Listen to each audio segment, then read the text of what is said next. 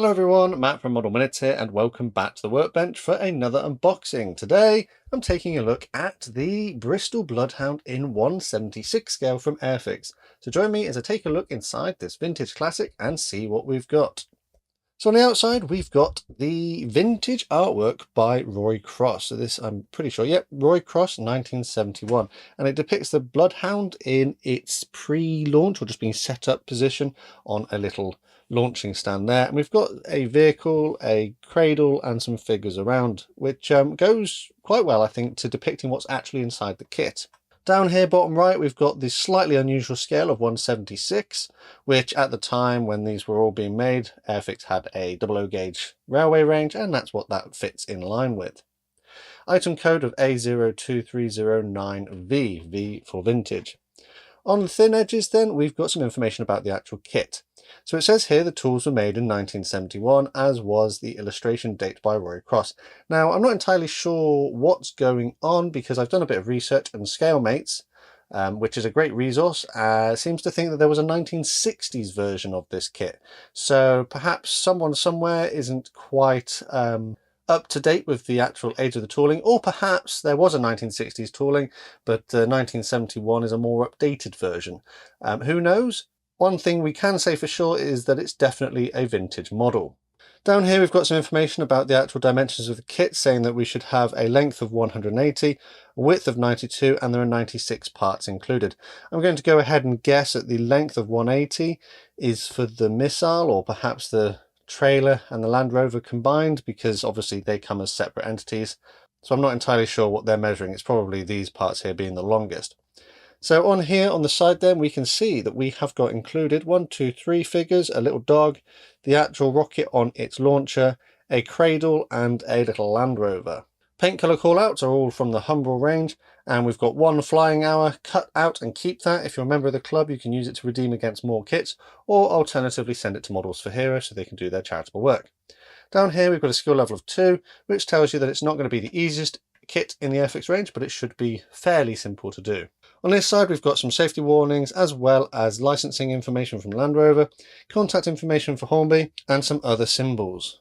Additionally, down here it does have more information about the tooling date, and it indicates to us that this is a 2023 release. Take that with a pinch of salt though, because there's a little bit of backstory to mine, in the sense that I pre-ordered it when it was announced in the 2023 range back in January 2023, and it didn't actually arrive until January 2024. Yes, it was due to the fact that was their release schedule anyway, but there was also apparently a mix-up in the warehouse with warehousing software, and mine came out a month after it came into stock. I think they lost my order, but it's here now. But yeah, I did have to contact Airfix to get that one resolved. On the back of the box, there's just some serial numbers, and then on the thin edges, we've got the same information as the stuff on the front. So let's get this open, and I've not actually had that open yet, so this is going to be a treat. As usual, let's take a quick look at the instructions first. So we've got some actual information about the Bloodhound on the front here, and some other information down the bottom about some tips for washing your parts, as there could be some mold release on them. It's just a little A4 booklet. Well, actually, it's just an A3 sheet of paper. We've got some more instructions on the left here, a key to the different symbols, and then we come into our assembly stages. These are based off of the 1970s vintage instructions, but updated to have relevant paint information. They are a little bit cluttered. There is quite a lot going on in each step, which is something that you probably wouldn't necessarily see from Airfix these days, but I think if you take your time, they are easy enough to follow. There is also an ever so slight hint of colour being used in the symbols, but the actual parts haven't been picked out in colour as they are with more modern releases. So starting off, we assemble our actual missile, then we move on to assembling our Land Rover, which looks to be a fairly simple affair. And then we assemble our launcher, and our launcher has different elements here which are not to be glued together, because it looks like that they can be posable to some extent. That goes onto its little base, and then we turn over the page, and on this side we can assemble our trailer for transporting it along. And again, there seems to be elements here which are movable. So back in the 70s, I imagine that this would have had an element of play value, so you could drive it around and have your missile being loaded and unloaded ready for use. And then the final step here, we have our painting instructions. So these are not in colour, which is a shame, but then the parts are labelled. So we've got our Land Rover in blue, the missile in black and white, with some yellow for your boosters. I think you're primarily going to be looking at the artwork though on the box to get your actual painting instructions. But on the whole, most things seem to be painted in 1 or 2 colours, so it shouldn't be too hard to paint. One thing I did notice, no transfers. There are no decals included in this box. So we're going to move straight onto our plastic parts.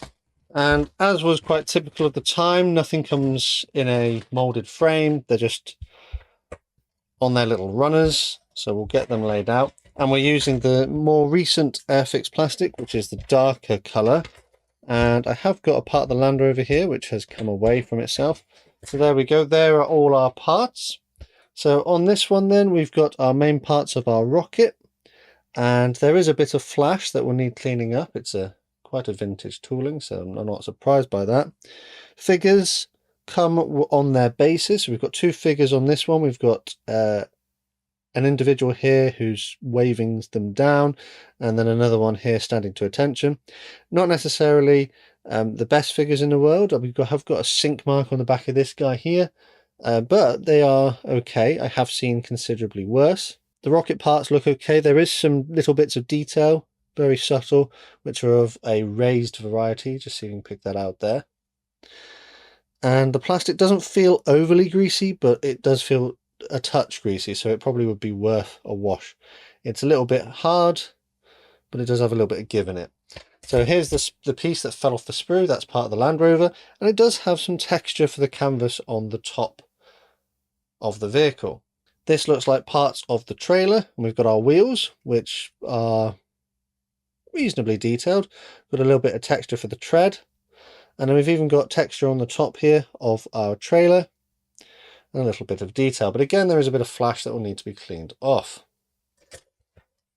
On this one then, we've got the base of our launcher, other small parts, generally looking okay. I can't see any short shots in my very quick look inside the box, so the mold quality is okay.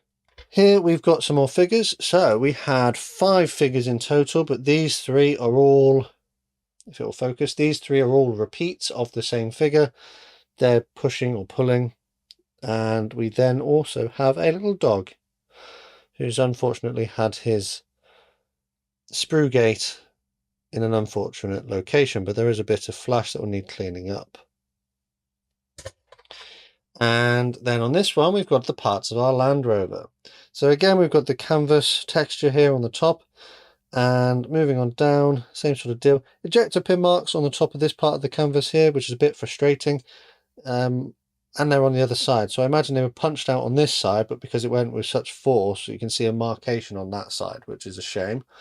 But it's something that could be solved, maybe a little tiny bit of filler or a little bit of sanding. A little bit of detail there, there's a bit of texture there. I think that is for like the radiator. And then a very simple chassis. It's a very simple looking kit. And then we have the rest of the trailer here. Same kind of deal. A little bit of flash in a few places, but generally the mold quality is okay. So let's round this one up. We had 1, 2, 3, 4, 5, 6 strips of plastic parts and a spare part that's fallen off. Hopefully everything is there. I did notice we had no clear parts. There's no clear parts included for your Land Rover. So if you wanted to glaze the windows, you'd have to do that manually, perhaps using some spare bits of clear plastic. We had a very simple sheet of instructions, which are to the normal format from Airfix and should be relatively easy to follow, but they are lacking in being printed in full colour, which is a bit of a shame, but you know, it's a vintage kit at the end of the day. No transfers, so if there was a license plate or anything on the vehicle or a registry number of some sort on the Bloodhound, I don't know if there would be in real life, they've not been included, so no decals to worry about. If you don't want to do decals, this is probably the perfect kit for you.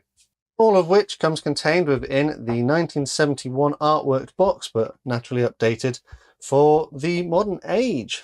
So, what do we think of this kit? Generally, on the whole, despite the fact it is potentially a 1960s onwards tooling, Not sure who is incorrect with the dating information there, so let me know down in the comments if you have anything that could help clear that up. But on the whole, not looking too bad. A little bit disappointing that there were no clear parts. Perhaps Airfix could have updated a tooling or manufactured a new tooling for clear parts, but then again that would have been probably a little bit cost prohibitive. And talking about the cost, how much would you be looking at paying for this Airfix kit? Well, at the moment I'm making this video, it was up for sale £10.99 here in the UK. However, at the moment I'm making this video, it does appear they're out of stock, so no doubt I'm sure other sellers may have this in stock in their relevant shops. I wonder though if that goes to show that this was a popular kit and a lot of people wanted to get their hands on it. Personally, I think it would be great to do some sort of diorama depicting the scene that is occurring here. Some of you might think that £10.99 is a little bit expensive. Granted, you don't get any decals or clear parts, but there is a relatively high part count for a vintage kit, seeing as we had 96 parts. Other vintage kits that I've looked at, which were cheaper, around the £7 or £8 mark, have had probably about 30 or 40 parts in total. So that's why I imagine Airfix have made the decision to sell this at the price that it is. But then again, it's not exactly an expensive price compared to other model kits out there. I for one hope that this would make a nice quick build up into a relatively interesting diorama, and that's the main reason I got my hands on it. So let me know down in the comments, what do you think of my review, and if you agree with my assessment, do you think it was fair? As always, quick shout out to my channel members and patrons for the extra support they give the channel. A massive thanks to these guys on screen. If you'd like to join them, take a look at the links in the description. There are other ways to help support the channel if you'd like to do so, and again, full information is underneath the video. The best way to help support this channel for free though is by subscribing and turning notifications on so you never miss a modelling upload. Finally though, the last thing to say is a massive thank you to you for watching this one, and I'll see you on the workbench again next time.